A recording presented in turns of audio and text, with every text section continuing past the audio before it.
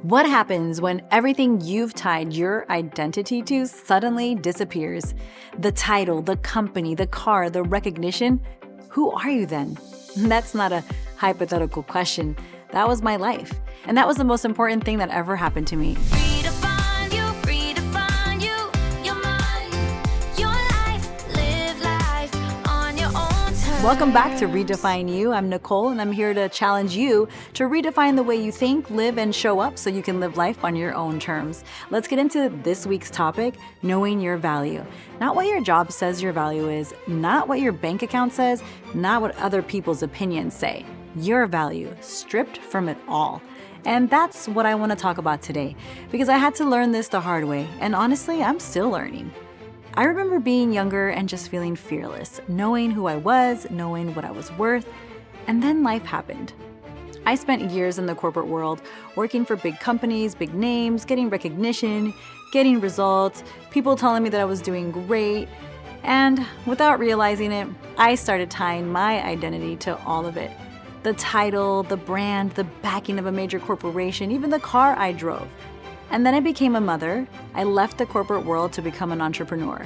And suddenly, all of that was gone. No one was tapping me on the shoulder telling me, "You're doing great, Nicole." No structure, no recognition, no external validation, just me. And I realized I had no idea how to give that to myself. The pandemic made it even harder. We went through so much during that time, real lows, moments where I had to strip away identities, possessions, things that defined me. And what I found underneath all of that was just me, plain, unadorned, just Nicole. And I had to learn to say, she is enough. Here's what I've noticed in my own life. A lot of times when I haven't reached certain potentials, when I've aligned myself with opportunities that were less than what I deserved, it came back to self-worth. Not talent, not capability, just self-worth. Because you will only allow into your life what you believe you deserve. My biggest teacher through all of this has been my daughter. She's 10, and I have poured into her everything I felt I lacked growing up. Not things, but intangibles. Confidence, voice, knowing it's okay to speak your mind, knowing you don't have to shrink yourself to be liked. And sometimes I watch her do something, and I know she got it from me. And in that moment, I'm teaching her and healing myself at the same time. I'll tell her, you don't have to be liked by everyone. Your ideas don't always have to win, and that's okay. And as I say it to her, I'm also saying it to myself. Here's what I want you to really hear. The material things, the titles, the positions, they're like accessories. They add to you. They're beautiful, but they're not you.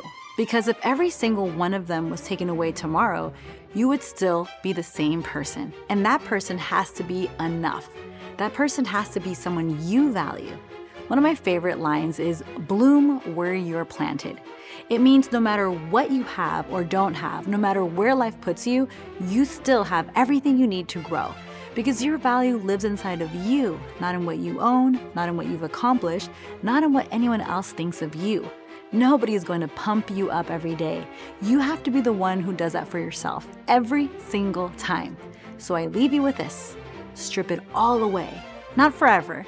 Just in your mind for a moment. Remove the job, the title, the things, the roles you play for everyone else. Who are you? That person? That's who you're learning to value. That's where your worth actually lives. And the more you come back to that, the more everything else starts to align. I'm still working on this, and I'll keep sharing what I discover along the way. But the foundation stays the same. Know who you are when you have nothing to prove. That's your real value. This is your home to get ideas, perspective, and inspiration you can actually use. So take what you need from this episode, shape it to fit your life, and keep moving in a way that feels true to you. I'm really glad you're here. This is Redefine You.